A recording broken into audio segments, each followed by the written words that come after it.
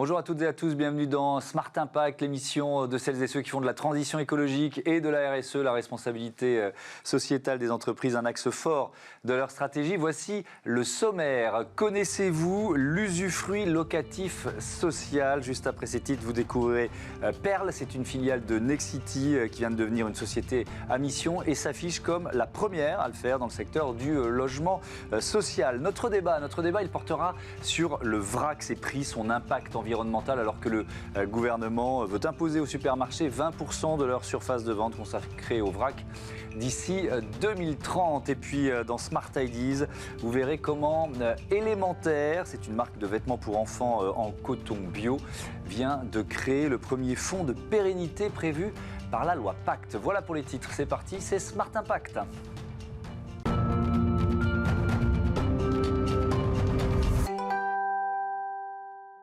Bonjour Tristan Barès, bienvenue. Bonjour. Vous êtes le directeur général de Perle. On commence par une définition. J'avoue que je découvre ce système. C'est quoi l'usufruit locatif social ? Alors, l'usufruit locatif social, c'est un mécanisme qui permet de faire du logement social avec des financements privés. Donc concrètement, qu'est-ce que c'est ? On dissocie la nue propriété de l'usufruit. Donc la nue propriété, c'est en gros les murs du logement qui sont vendus à un investisseur privé. C'est intéressant pour lui parce qu'il achète cette nue propriété 30 à 40% de moins que la valeur du marché. Donc par exemple, un logement à 100 000 euros qui vaut 100 000 euros, il achète la nue propriété 60 000 euros. Mais en contrepartie ? Alors la contrepartie, c'est pendant 15 ans, il ne s'occupe de rien, il ne touche aucun loyer. Et pendant 15 ans minimum, l'usufruit, c'est-à-dire l'usage du logement, est confié à un bailleur social qui gère ce logement comme un logement social et qui l'attribue à des ménages qui sont sous plafond de ressources avec un plafond de loyer. Et ce qui se passe au bout de 15 ans, c'est qu'on réunifie la nue propriété et l'usufruit, c'est-à-dire que le nu propriétaire qui a investi dans la nue propriété récupère l'usufruit, il devient plein propriétaire et il fait ce qu'il veut avec le logement. Donc ça permet de faire du logement social pendant une durée minimale de 15 ans. En général, ça va même peut-être... Enfin, souvent, quelquefois, jusqu'à 20 ans. On peut le prolonger ? On peut le prolonger. D'accord. Donc, de 15 à 20 ans, c'est du logement social. C'est comptabilisé au titre de la loi SRU. C'est du logement social. C'est financé avec de l'argent privé. Le bailleur social ne met pas de fonds propres. La collectivité territoriale augmente son parc de logement social et ne met aucun euro dans l'opération. On ne demande aucune subvention à la collectivité territoriale. C'est du financement privé pour faire du logement social. Oui, c'est un peu du gagnant-gagnant à tous les échelons, si je vous entends. Pour le propriétaire, pour les collectivités locales, on peut revenir là-dessus. C'est vrai que c'est souvent un défi, c'est souvent compliqué pour des collectivités locales de créer des logements sociaux. C'est une réponse que vous proposez. Exactement, c'est une réponse. Et par cet effet de levier que permet le financement privé, on arrive à faire sortir des opérations qui ne peuvent pas être financées dans les schémas classiques ou qui sont difficiles à faire sortir dans les schémas classiques de financement. Là où c'est facile de faire du logement social avec des bailleurs sociaux et de l'argent public, à la rigueur, on n'a pas besoin d'intervenir. En revanche, dès que c'est compliqué, parce que le coût du foncier est cher, parce que le prix de l'immobilier est cher, parce qu'il y a des coûts de dépollution importants, parce qu'il y a des coûts de restructuration importants. Là, les schémas classiques ne fonctionnent plus. Et donc, par cet effet de levier avec le financement privé, on arrive à sortir des opérations et à faire quand même du logement social, là où c'est difficile et coûteux. Oui, donc ça veut dire, si je vous entends bien, j'insiste, ces logements qui sont des logements à prix abordable, des logements sociaux, ils ne pourraient pas être construits dans ces quartiers sans un autre système que le vôtre. Ce serait compliqué. Et effectivement, j'ai beaucoup d'exemples d'opérations qui n'arrivent pas à sortir avec les circuits de financement classiques et qui arrivent à sortir avec ce mécanisme-là.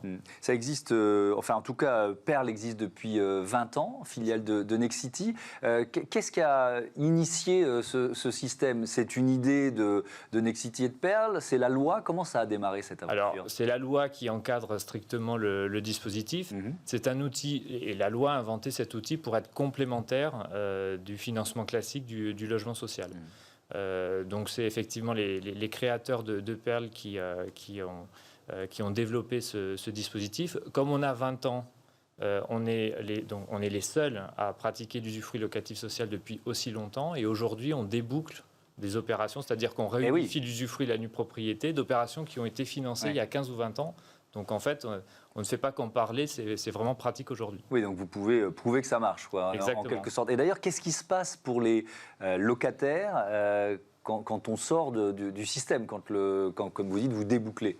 Alors, c'est un moment très important qui nécessite un accompagnement. Il y a un service au sein de la société qui est dédié à l'accompagnement du nu propriétaire, mais également du locataire par l'intermédiaire du bailleur. Ouais. On s'y prend 2 à 3 ans avant. C'est-à-dire que 2 à 3 ans avant, on demande au nu propriétaire ce qu'il veut faire de son logement. Est-ce qu'il veut le garder pour lui? Est-ce qu'il veut le vendre? Est-ce qu'il veut continuer à le louer? Parce qu'il y a beaucoup de nus propriétaires qui finalement ont un locataire en place qui paye un loyer, donc ils veulent continuer à avoir des recettes locatives.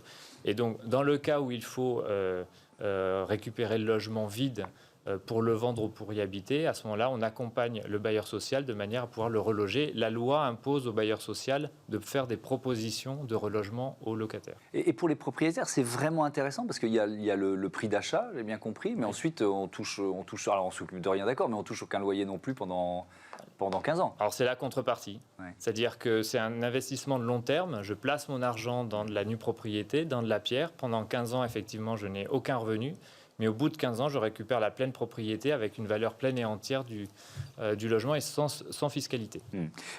Pour célébrer vos 20 ans, ces 20 ans, Perle a décidé de devenir une entreprise à mission. On va regarder votre raison d'être dans un instant, mais d'abord, pourquoi? C'est quoi la justification de cette démarche? Alors, faire du logement abordable au cœur des villes, c'est notre ADN depuis 20 ans. Il y a une dimension sociétale forte, mais ce qu'on voulait, c'est passer à la vitesse supérieure en devenant société à mission. C'est un signal fort que l'on donne à nos partenaires, mais ce n'est pas un effet de communication.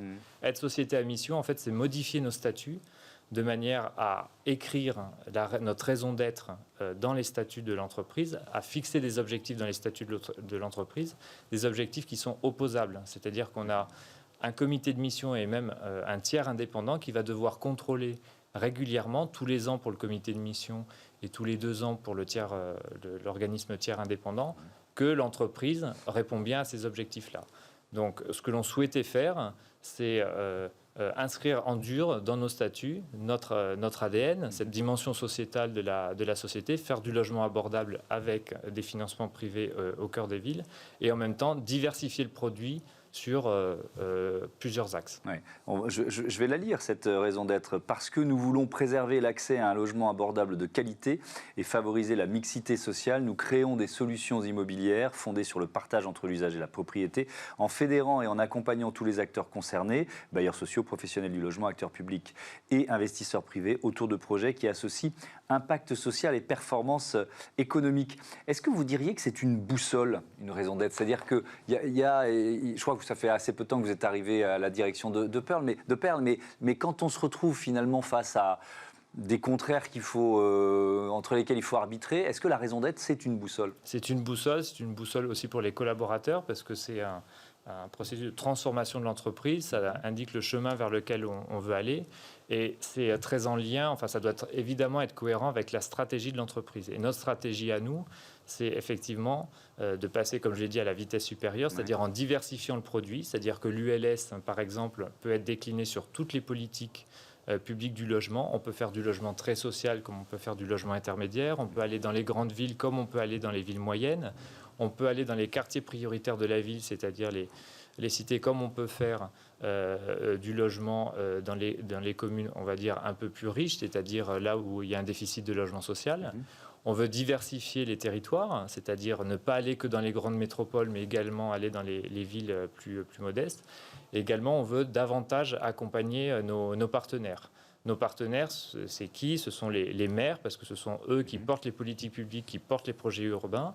Donc, ce qu'on souhaite faire, c'est les accompagner, leur apporter des solutions très pragmatiques pour faire du logement abordable dans leur ville. Et c'est également, comme je l'ai dit tout à l'heure, c'est accompagner nos partenaires, nus propriétaires et bailleurs sociaux, pour que le débouclage se passe bien.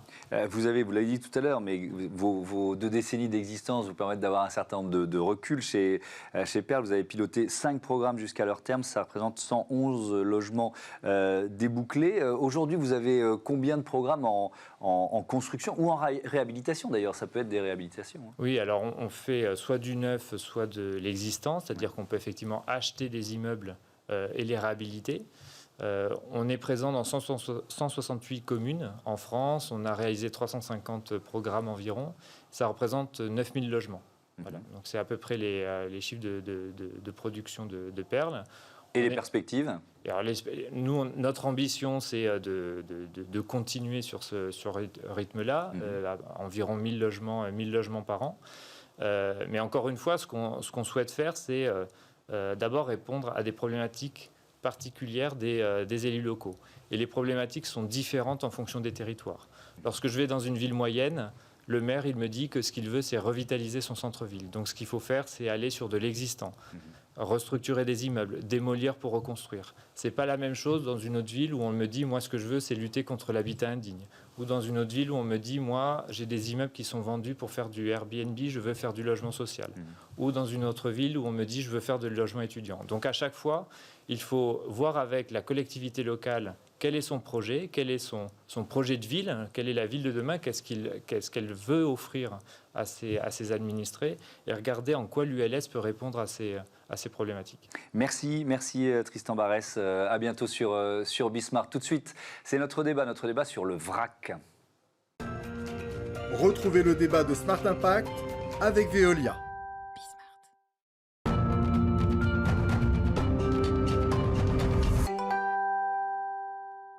Quel est l'impact environnemental de la vente en vrac? Ces produits sont-ils moins chers? On en débat tout de suite avec Célia Renson. Bonjour, vous êtes la directrice de Réseau Vrac, réseau interprofessionnel dédié à la démocratisation de la vente en vrac. Et puis on est aussi en liaison, en visioconférence avec Régis Cao, directeur général de WeBulk, place de marché du vrac et du zéro déchet. Bonjour, est-ce que vous m'entendez bien? Bonjour, parfait. Bon, la liaison est bonne, c'est parfait. L'actualité, évidemment, c'est la loi climat et résilience présentée la semaine dernière en Conseil des ministres. Elle prévoit notamment le développement de la vente en vrac avec cet objectif affiché, on va le voir, 20% de la surface de vente des supermarchés en 2030. Célia Renson, je ne sais pas si vous avez la réponse, mais on en est où aujourd'hui? Ça représente quoi la vente en vrac pour la grande distribution? C'est quelques pourcentages des surfaces de vente? C'est moins de 5%? C'est moins de 5%. En fonction de la taille du supermarché, de l'hypermarché et de la taille du rayon vrac, ça peut être de 0,2 à 2% la surface de vente. Donc c'est vraiment très peu. Donc effectivement, si on souhaite passer à 20% de la surface de vente, c'est x10, c'est faire x10 en très peu de temps. Donc c'est un objectif ambitieux. Oui, dans ces chiffres-là, moi, spontanément, je vais dire, il y a les fruits et légumes. Oui. C'est ça, alors, essentiellement. Non, pas dans le 0,2. Dans le 0,2% que je vous ai donné, c'est vraiment le rayon vrac tel qu'on l'entend sous forme de silo, de bac à pelle. En revanche, dans la définition de la vente en vrac, telle qu'on l'a amenée dans la loi AGEC du 10 février dernier, le rayon fruits et légumes, puisqu'il est en libre service, et on parle bien de produits présentés sans emballage, entre bien dans la définition de la vente en vrac. Donc, dans les 20% qui sont demandés, le rayon fruits et légumes sera intégré, mais on n'aura pas les services à la coupe, comme la boucherie, la charcuterie, etc. D'accord. Régis Cao, est-ce que ça vous semble réalisable, 20% des surfaces de vente d'ici 2030 ? Je pense que si c'est un objectif qui est posé par la loi, il est réalisable en magasin. Donc je sais qu'il y a des débats autour des 20%, ce qui porte sur les 400 mètres carrés, enfin sur la surface du magasin ou sur la surface des produits. Et c'est quelque chose qui est réalisable parce que tous les équipements existent aujourd'hui. Les produits existent aussi. On sait qu'il y a des marques qui commencent à s'intéresser effectivement à la vente en vrac ou du moins sans emballage. Donc c'est un objectif qui nous semble réalisable, important, mais réalisable. Oui. Célia Renson, le vrac, là je continue de faire de poser un peu le décor. C'est combien de commerces spécialisés aujourd'hui en France? Ça représente quoi? C'est plus de 650 en France. Et ce qui est intéressant de noter, c'est qu'avant la création de Réseau Vrac, donc moi j'ai cofondé l'association en 2016, en 2015 on avait à peine une vingtaine de magasins. Donc grâce à la formation, à l'engouement aussi des gens pour ce mode de consommation plus durable, plus responsable, on a réussi à amener en France, on est passé d'une vingtaine à plus de 650. Ce qui fait que d'ailleurs, la France est le pays le plus développé en matière de vrac, d'un point de vue parc de magasins. Donc on a ces épiceries spécialisées vrac, mais on a aussi les magasins bio qui ont un rayon vrac, il y en a plus de 88%. Au niveau des hyper-supermarchés, on est à un taux de 71%. Il faut savoir qu'en Allemagne, ils commencent seulement à équiper les magasins bio de rayon vrac. Ce que nous, on a déjà depuis les années 80. Donc on a un parc de magasins qui aujourd'hui en France est très développé et va continuer de s'accroître. Oui, c'est ça, la croissance va continuer. Elle va continuer. On a, l'année dernière, on a fait un chiffre d'affaires global de la vente en vrac. Donc là, je suis hors fruits et légumes, hors marché, hors service à la coupe, d'1,3 milliard. Avant la création de Réseau Vrac, on était à peine à 150 millions d'euros. Oui. Donc on a presque fait x10 en l'espace de 5 ans. Et d'ici 2 ans, notre association estime qu'on dépassera les 3,2 milliards. Pourquoi ? Parce qu'il y a ce parc de magasins qui continue de s'étendre, que l'offre de produits en vrac continue de se développer, alimentaire, non alimentaire. On a l'arrivée des grandes marques, on lève des barrières législatives, on lève des barrières techniques, on commence à avoir des sauces, des ketchup, etc. Et qu'aujourd'hui, on a un cadre législatif favorable, comme vous l'avez dit. Ouais. Régis Cao, est-ce que vous pouvez nous présenter WeBulk ? Qu'est-ce que vous proposez ? Ça représente quoi comme offre pour les consommateurs WeBulk ? Alors WeBulk, c'est une place de marché qui s'adresse aux épiceries dont vient de parler Célia. Donc c'est destiné aux professionnels qui vont pouvoir faire leurs approvisionnements auprès de producteurs engagés sur le zéro déchet. Et nous, l'objectif, c'est vraiment de digitaliser, apporter un peu de digital sur la filière du vrac et donner des outils à des petits acteurs, à toutes ces petites épiceries-là, d'acheter de manière plus efficace leurs produits. Régis, qu'est-ce que ça suppose en termes d'infrastructure de passer au vrac ? Parce que ça ne se fait pas forcément d'un claquement de doigts. Il y a un peu de préparation et d'infrastructure à mettre en place. Alors forcément, pour les magasins, les infrastructures, c'est les équipements et les fameux silos qu'on voit très bien, qu'on imagine très bien. Donc c'est ça l'équipement principal de magasin. Et ensuite, derrière, c'est vraiment une logique de gestion de son magasin qui est différente, puisqu'il faut remplir ces silos-là, avoir une gestion de la traçabilité très fine également aussi. C'est une pratique vraiment sur laquelle le réseau vrac aussi peut accompagner, très clairement. Et la logistique, ça fait partie des défis à relever. Le hub vrac, par exemple, c'est quoi ? Est-ce que vous pouvez nous l'expliquer, Régis ? Alors, le hub vrac, c'est une expérimentation qu'on commence cette semaine. Très clairement, c'est voir comment est-ce qu'on peut apporter les bocaux pour les pros. Alors, je vais essayer de l'expliquer. Oui. On sait aujourd'hui que la boucle entre les consommateurs et les magasins fonctionne plutôt bien. Donc, les consommateurs ramènent leurs bocaux au magasin, ils les remplissent, etc. Ils les nettoient. Par contre, entre les magasins et les producteurs, là aujourd'hui, on est principalement utilisateur, consommateur d'emballages jetables, donc dans le meilleur des cas recyclables, de sacs plastiques, de sacs papier. Et l'idée que l'on apporte, c'est essayer d'avoir des bacs réutilisables entre le magasin et le fournisseur. C'est un projet en fait qu'on a dans les cartons, l'association Ce que WeBulk qui est adhérente depuis le début de la création de Réseau Vrac. Comme l'a dit Régis, en fait, au niveau du consommateur et du magasin, on arrive à réduire les déchets d'emballage jetable à partir du moment où on fait ses courses avec un contenant réutilisable, mais il en reste en amont. Et en fait, toute la réflexion a été de se dire avec les magasins adhérents de l'association, les fournisseurs, comment on peut réduire les déchets d'emballage jetable des conditionnements de produits vrac, ces grands sacs de 5-10 kilos, pour faire en sorte que la filière du vrac soit vertueuse et génère des bénéfices environnementaux positifs sur toute la chaîne de valeur. Oui. Et parce que c'était pas forcément évident, c'est-à-dire que c'est le paradoxe du vrac, c'est que comment vous évaluez son impact environnemental en fait ? On arrive à le mesurer d'un point de vue consommateur. Donc le vrac, par la juste quantité, permet de réduire les déchets d'emballage jetable. Aujourd'hui, on jette 7 kilos de nourriture encore emballée par an dans sa poubelle. Avec aujourd'hui le choix de la quantité, vous pouvez ajuster les quantités achetées à vos besoins, donc de ne pas surconsommer. Côté déchets d'emballage, on le mesure également. On jette en moyenne 50 kilos d'emballage ménager dans sa poubelle. Aujourd'hui, il y a une étude qui est parue en septembre dernier qui dit que si tous les Français, sur un an, ne consomment que des biscuits en vrac, on va pouvoir réduire de 8000 tonnes les déchets d'emballage plastique. Mais pas que. On va pouvoir diminuer par 2 les émissions de CO2, quasiment par 2 l'eau, la consommation d'eau qui est nécessaire pour fabriquer ces emballages, etc. On a la même chose sur le gel douche. On peut réduire de 20 000 tonnes les déchets plastiques du gel douche. Si on passe à du gel douche en vrac avec des contenants réutilisables, on divise par 2, pareil, la consommation d'eau et de CO2. Mais qu'est-ce qui se passe en amont ? de la chaîne de valeur. Donc on arrive bien côté consommateur. Et en amont, on a des initiatives aujourd'hui chez les commerçants vrac qui fonctionnent bien au niveau local. On a beaucoup de commerçants qui travaillent avec leurs fournisseurs localement, qui récupèrent des bacs, des seaux, des pots de verre. Mais qu'est-ce qui se passe au niveau national? Quand vous avez une épicerie en Bretagne avec un fournisseur qui vient de Provence, on ne va pas renvoyer à vide les emballages. Donc il fallait trouver des solutions pour revenir régionaliser ces flux nationaux, d'où le projet de HubVrac, cette plateforme modulaire qui va venir au niveau régional re-remplir dans des contenants, des emballages de conditionnement réemployables, les produits vrac, venir être servis dans les magasins, revenir à la plateforme, nettoyer, laver, sécher, reconditionner, etc. Et on est en pleine actualité puisque ça démarre maintenant. Régis Cao, on va terminer, il nous reste 2 minutes, autour de la question du prix. Est-ce que le vrac est forcément moins cher? Alors, la question du prix sur le vrac, elle est large dans le sens où il faut qu'on compare le même typologie de produits.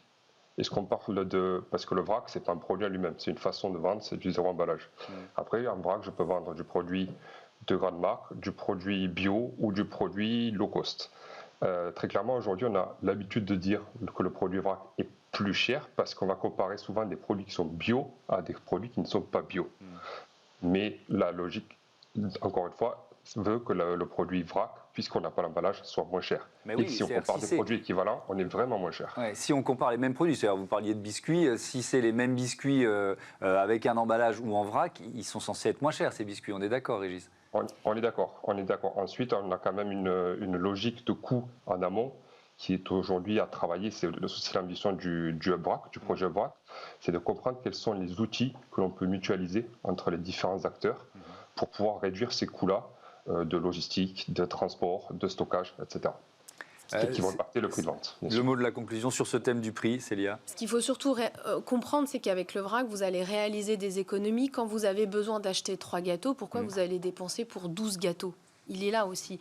Aujourd'hui, on a quand même 10 millions de Français qui vivent en dessous du seuil de pauvreté. Je pense que ça va s'aggraver aussi avec la crise sanitaire. Si vous avez besoin d'acheter uniquement 50 grammes de céréales, 20 grammes de riz et 10 grammes de beurre pour terminer la fin du mois et que ça rentre dans votre budget, c'est possible.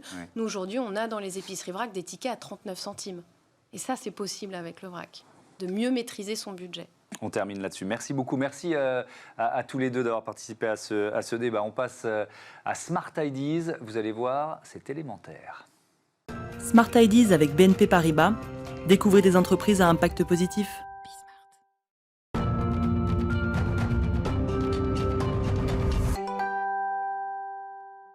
La bonne idée du jour est signée Nargis Ben Mebarek. Bonjour, vous êtes la fondatrice d'Élémentaire. C'est une marque de vêtements, de sous-vêtements pour enfants. On va commencer par la présenter. Quand l'avez-vous créée et avec quelle idée, quelle ambition ? Alors j'ai commencé à travailler sur le projet fin 2019 et la société est née au mois d'avril 2020, en tout début de confinement.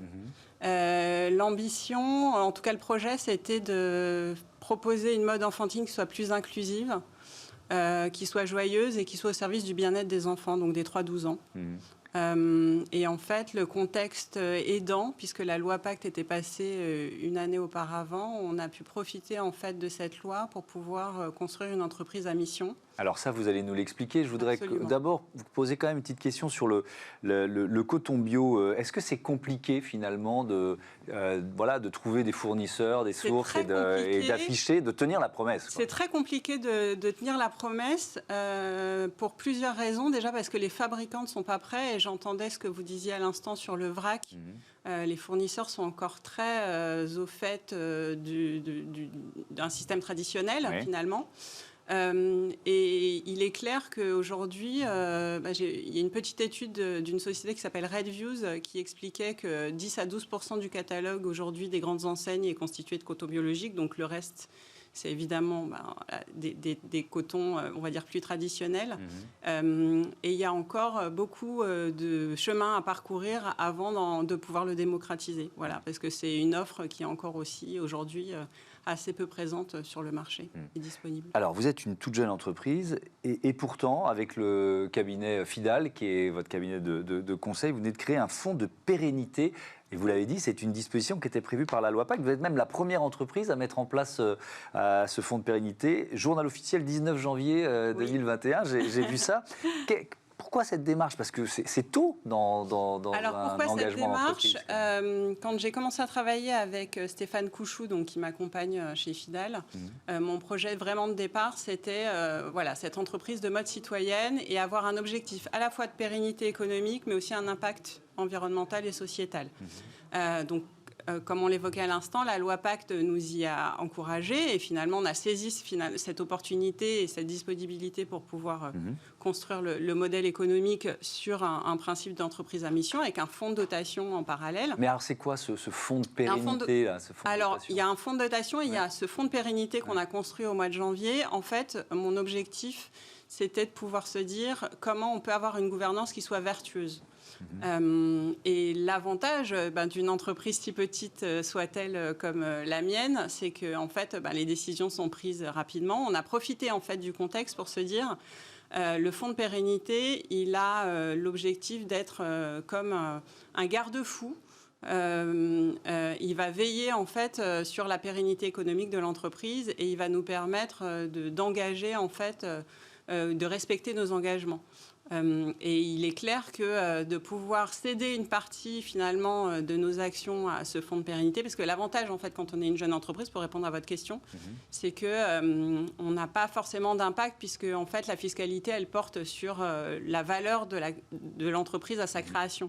Donc c'est quasi indolore en fait, et c'est tout l'intérêt pour nous de pouvoir se dire on a du coup un actionnaire minoritaire qui est un fonds de pérennité et qui va pouvoir contribuer à l'intérêt général de l'entreprise en reversant notamment ses dividendes au fonds de dotation. Et ce fonds de dotation, il a vocation à soutenir l'égalité des chances des 3-12 ans. Donc on est vraiment dans un cercle vertueux. Oui, c'est-à-dire que c'est aussi un modèle qui permet de faire de la philanthropie pour une entreprise comme la vôtre. Et je ne vous cache pas que quand j'ai lancé ce projet, beaucoup de gens m'ont ri au nez en disant « mais tu veux faire de la philanthropie ?» Et moi, ce dont j'avais envie, c'était à la fois de mener un projet économique, mais aussi effectivement d'avoir un impact. Et je pense qu'on l'a vu ces derniers mois, malheureusement, il y a vraiment des questions d'accompagnement des collectivités et de l'école. Et ce projet, il a vraiment vocation à se dire, on peut créer de l'emploi, on peut avoir du coup une vertu économique, mais on peut aussi avoir des objectifs sociétaux forts pour pouvoir accompagner en fait l'impact. Notamment, moi j'ai choisi l'égalité des chances et le déterminisme social. Et ben voilà, bravo pour cette démarche. Merci Narjis Mebarek et bon vent à Élémentaire. Voilà, c'est la fin de cette émission. Elle est passée vite, c'est bon signe. Je vous donne rendez-vous demain 9h, midi 20h30 sur Bismart, la chaîne des audacieuses et des audacieux. Salut!